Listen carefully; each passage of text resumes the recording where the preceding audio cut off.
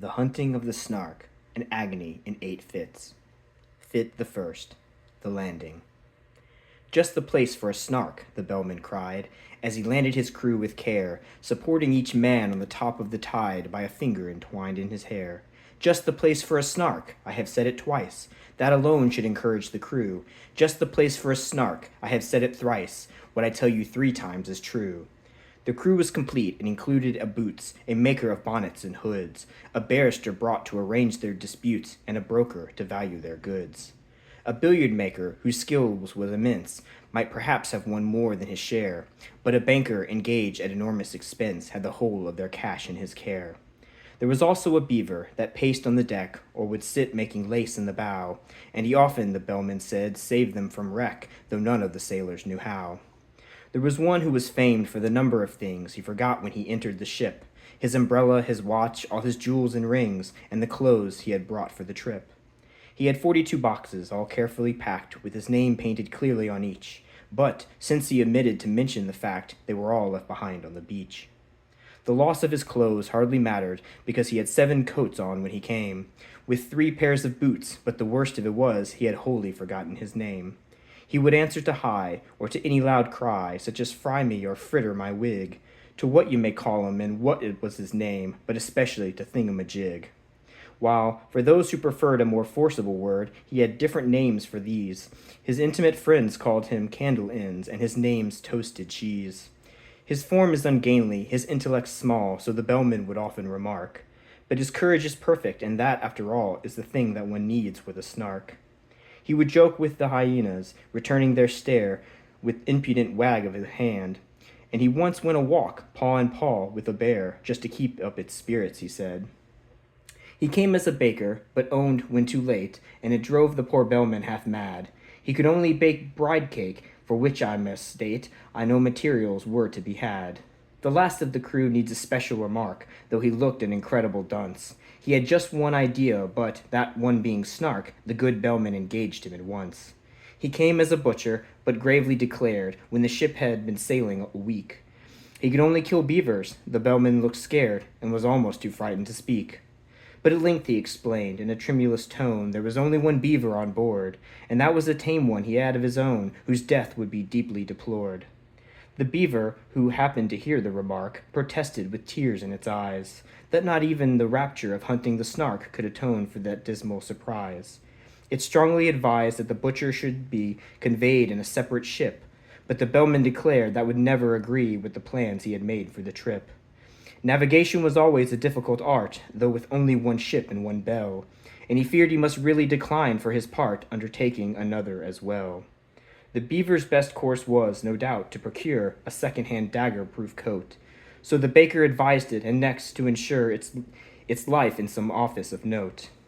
This the banker suggested, and offered for hire, on moderate terms or for sale, 2 excellent policies, one against fire and one against damage from hail. Yet still, ever after that sorrowful day, whenever the butcher was by, the beaver kept looking the opposite way, and appeared unaccountably shy.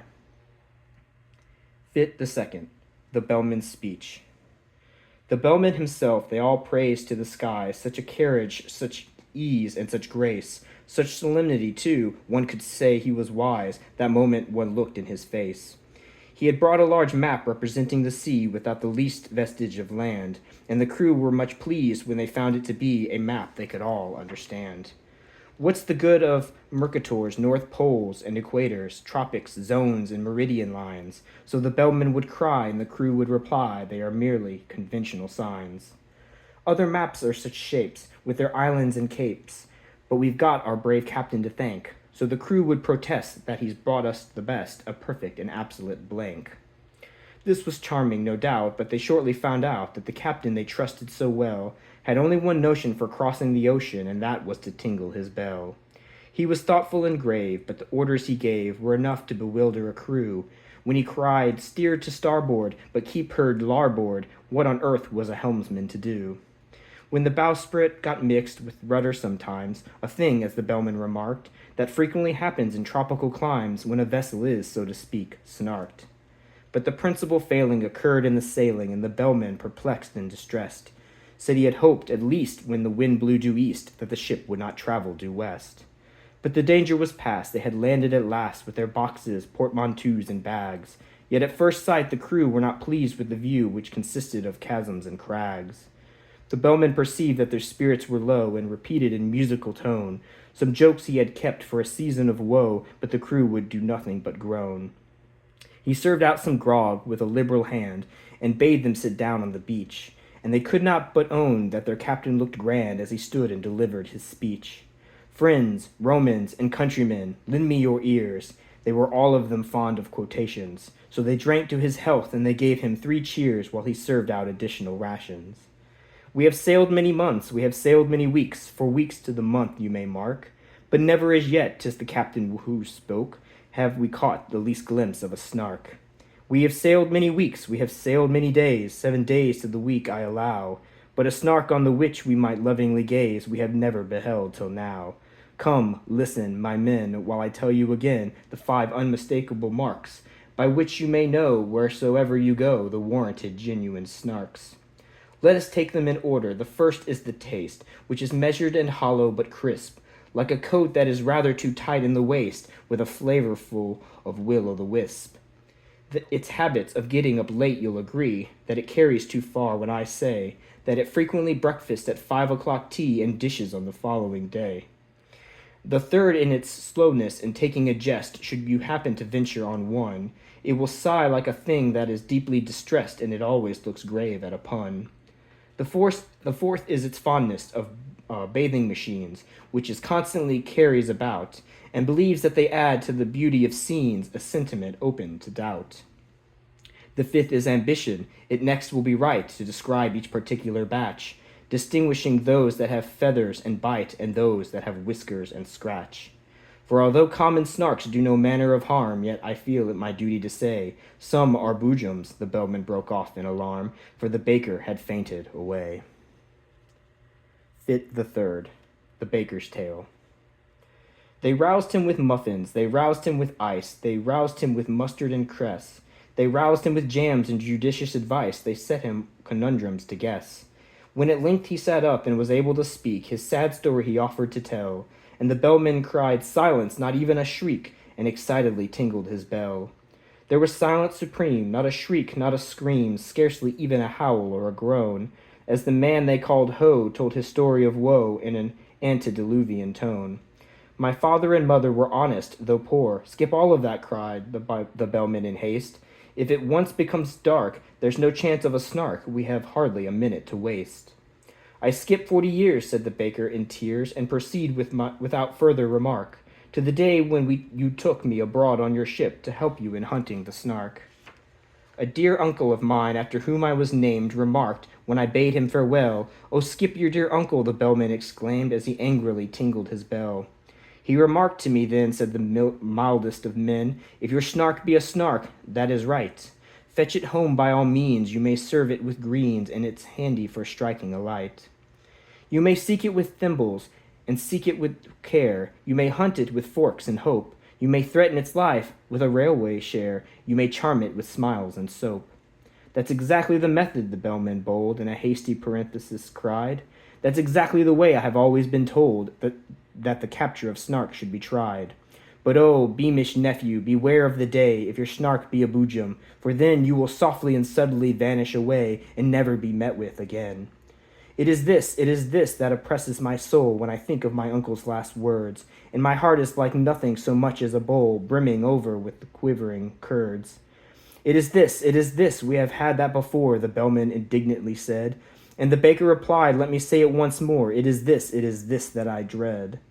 I engage with the Snark every night after dark in a dreamy, delirious fight. I serve it with greens in those shadowy scenes, and I use it for striking a light.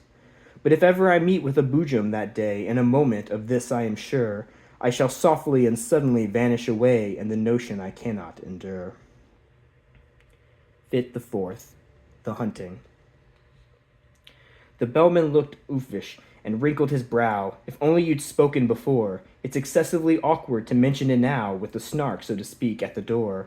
We should all of us grieve, as you well may believe, if you never were met with again. But surely, my man, when the voyage began, you might have suggested it then? It's excessively awkward to mention it now, as I think I've already remarked, and the man they called high replied with a sigh, I inform you the day we embarked. You may charge me with murder or want of sense. We are all of us weak at times, but the slightest approach to a false pretense was never among my crimes. I said it in Hebrew, I said it in Dutch, I said it in German and Greek, but I wholly forgot, and it vexes me much that English is what you speak. 'Tis a pitiful tale, said the bellman, whose face had grown longer at every word, but now that you've stated the whole of your case, more debate would be simply absurd. The rest of my speech, he explained to his men, you shall hear when I've leisure to speak it. But the Snark is at hand, let me tell you again, 'tis your glorious duty to seek it. To seek it with thimbles, to seek it with care, to pursue it with forks and hope, to threaten its life with a railway share, to charm it with smiles and soap. For the Snark's a peculiar creature that won't be caught in a commonplace way. Do all that you know and try all that you don't, not a chance must be wasted today. For England expects, I forbear to proceed, 'tis a maxim tremendous but trite, and you'd best be unpacking that thing that you need to rig yourselves out for the fight. Then the banker endorsed a blank check, which he crossed, and changed his loose silver for notes. The banker with care combed his whiskers and hair, and shook the dust out of his coats. The boats and the broker were sharpening a spade, each working the grindstone in turn, but the beaver went on making lace and displayed no interest in the concern. Though the barrister tried to appeal to its pride and vainly proceeded to cite a number of cases in which making laces had been proved an infringement of right.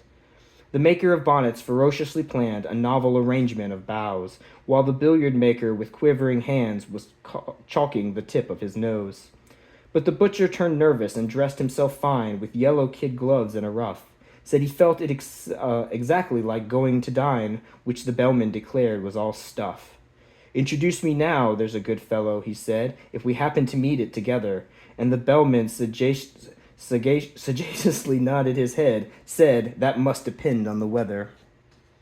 The beaver went simply galumphing about at seeing the butcher so shy, and even the baker, though stupid and stout, made an effort to wink with one eye.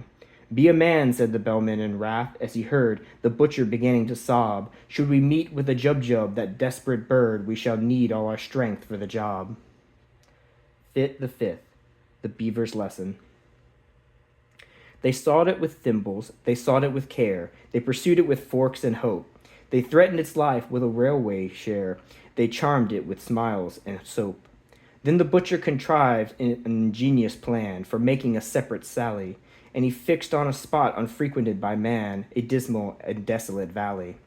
But the very same plan to the beaver occurred, it had chosen the very same place, yet neither betrayed by a sign or a word the disgust that appeared in his face. Each thought he was thinking of nothing but Snark and the glorious work of the day, and each tried to pretend that he did not remark that the other was going that way. But the valley grew narrow and narrower still, and the evening got darker and colder, till merely from nervousness, not from good will, they marched along shoulder to shoulder. Then a scream shrill and high rent the shuddering sky, and they knew that some danger was near. The beaver turned pale to the tip of his tail, and even the butcher felt queer. He thought of his childhood left far, far behind, that blissful and innocent state. The sound so exactly recalled to his mind a pencil that squeaks on a slate. "'Tis the voice of the Jub-Jub," he suddenly cried, "this man that they used to call Dunce. As the bellman would tell you," he added with pride, "I've uttered that sentiment once. 'Tis the note of the Jub-Jub, keep count, I entreat, you will find I've told you twice. 'Tis the song of the Jub-Jub, the proof is complete, if only I've stated it thrice." The beaver had counted with scrupulous care, attending to every word, but it fairly lost heart and outgrayed in despair when the third repetition occurred. It felt that, in spite of all possible pains, it had somehow contrived to lose count, and the only thing now was to rack its poor brain by reckoning up the amount. Two added to one, if that could but be done, it said with one's fingers and thumbs, recollecting with tears how in earlier years it had taken no pains with its sums. "The thing can be done," said the butcher, "I think. The thing must be done, I am sure. The thing shall be done. Bring me paper and ink, the best there is time to procure." The beaver brought paper, portfolio, pens, and ink in unfailing supplies, while strange creepy creatures came out of their dens and watched them with wandering eyes. So engrossed was the butcher, he needed them not, as he wrote with a pen in each hand, and explained all the while in a popular style while the beaver could well understand. Taking 3 as the subject to reason about, a convenient number to state, we add 7 and 10 and then multiply out by 1,000 diminished by 8. The result we proceed to divide, as you see, by 992, then subtract 17, and the answer must be exactly and perfectly true. The method employed I would gladly explain, while I have it so clear in my head, if I had but the time and you had but the brain, but much yet remains to be said.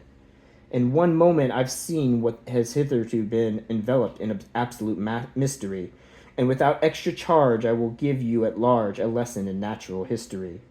In his genial way he proceeded to say, forgetting all laws and propriety, and that giving instruction without introduction would have caused quite a thrill in society. As to temper the jubjub's a desperate bird, since it lives in perpetual passion, its taste in costume is entirely absurd. It is ages ahead of the fashion. But it knows any friend it has met once before, and never will look at a bribe. And in charity meetings it stands at the door and collects, though it does not subscribe. Its flavor when cooked is more exquisite far than mutton or oysters or eggs. Some think it keeps best in an ivory jar, and some in mahogany kegs. You boil it in sawdust, you salt it in glue, you condense it with locust and tape, still keeping one principal object in view to preserve its symmetrical shape.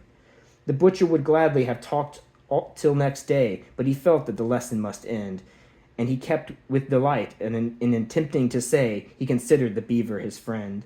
While the beaver confessed with affectionate looks, more eloquent even than tears, it had learned in 10 minutes far more than all books would have taught it in 70 years.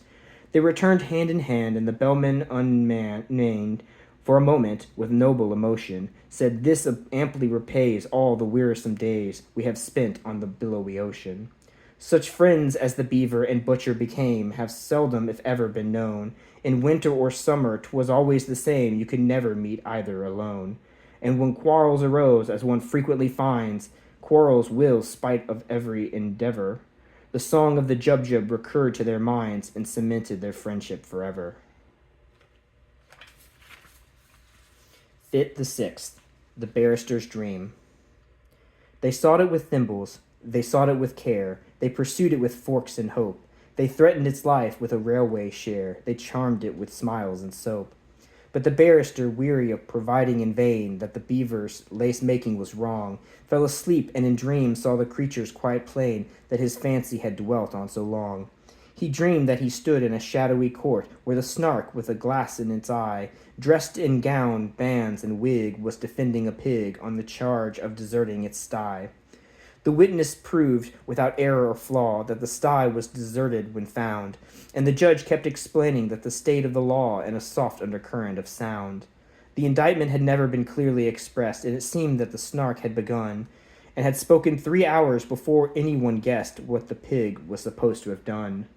The jury had each formed a different view long before the indictment was read, and they all spoke at once, so that none of them knew one word that the others had said.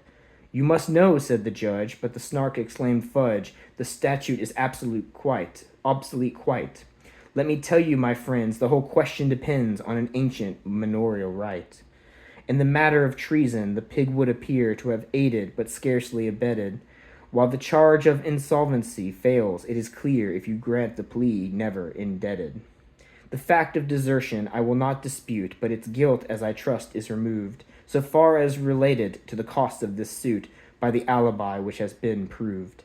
My poor client's fate now depends on your votes." Here the speaker sat down in his place, and directed the judge to refer to his notes and briefly to sum up the case.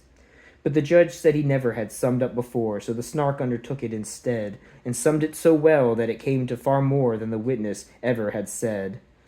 When the verdict was called for, the jury declined, as the word was so puzzling to spell, but they ventured to hope that the Snark wouldn't mind undertaking that duty as well. So the Snark found the verdict, although, as it owned, it was spent with the toils of the day. When it said the word guilty, the jury all groaned, and some of them fainted away. Then the Snark pronounced sentence, the judge being quite too nervous to utter a word. When it rose to its feet, there was silence like night, and the fall of a pin might be heard. Transportation for life was the sentence it gave, and then to be fined £40. The jury all cheered, though the judge said he feared that the phrase was not legally sound. But their wild exultations was suddenly checked when the jailer informed them with tears such a sentence would have not the slightest effect, as the pig had been dead for some years. The judge left the court looking deeply disgusted, but the Snark, though a little aghast, as the lawyer to whom the defense was entrusted went bellowing on to the last. Thus the barrister dreamed, while the bellowing seemed to grow every moment more clear, till he woke to the knell of a furious bell, which the bellman rang close to his ears. Fit the 7th, the banker's fate. They sought it with thimbles, they sought it with care, they pursued it with forks and hope, they threatened its life with a railway share, they charmed it with smiles and soap. And the banker, inspired with courage so new it was a matter for general remark, rushed madly ahead and was lost to their view in his zeal to discover the Snark. But while he was seeking with thimbles and care, a bandersnatch swiftly drew nigh, and grabbed at the banker, who shrieked in despair, for he knew it was useless to fly. He offered large discount, he offered a check, drawn to bearer, for £7.10, but the bandersnatch merely extended its neck and grabbed at the banker again. Without rest or pause, while those frumious jaws went savagely snapping around, he skipped and he hopped, and he floundered and flopped, till the fainting he fell to the ground. The bandersnatch fled as the others appeared, led on by that fear-stricken yell, and the bellman remarked, "It is just as I feared," and solemnly tolled on his bell. He was black in the face, and they scarcely could trace the least likeness to what he had been, while so great was his fright that his waistcoat turned white, a wonderful thing to be seen. To the horror of all who were present that day, he uprose in full evening dress, and with senseless grimaces endeavored to say what his tongue could no longer express. Down he sank in a chair, ran his hands through his hair, and chanted in mimsiest tones, words whose utter inanity proved his insanity, while he rattled a couple of bones. "Leave him here to his fate, it is getting so late," the bellman exclaimed in a fright. "We have lost half the day, any further delay, and we shan't catch a Snark before night." 58. The Vanishing. They sought it with thimbles, they sought it with care, they pursued it with forks and hope, they threatened its life with a railway share, they charmed it with smiles and soap. They shuddered to think that the chase might fail, and the beaver, excited at last, went bounding along on the tip of his tail, for the daylight was nearly past. "There is the thingamabob shouting," the bellman said. "He is shouting like mad, only hark. He is waving his hands, he is wagging his head, he has certainly found a Snark." They gazed in delight, while the butcher exclaimed, "He was always a desperate wag." They beheld him, their baker, their hero unnamed, on the top of a neighboring crag. Erect and sublime for one moment of time, and the next that wild figure they saw, as if stung by a spasm, plunged into a chasm, while they waited and listened in awe. "It's a Snark," was the sound that first came to their ears, and seemed almost too good to be true. Then followed a torrent of laughter and cheers, then the ominous words, "It's a boo." Then silence. Some fancied they heard in the air a weary and wandering sigh, then sounded like "jum," but the others declare it was only a breeze that went by. They hunted till darkness came on, but they found not a button or feather or mark, by which they could tell that they stood on the ground where the baker had met with the Snark. In the midst of the word he was trying to say, in the midst of his laughter and glee, he had softly and suddenly vanished away, for the Snark was a boojum, you see.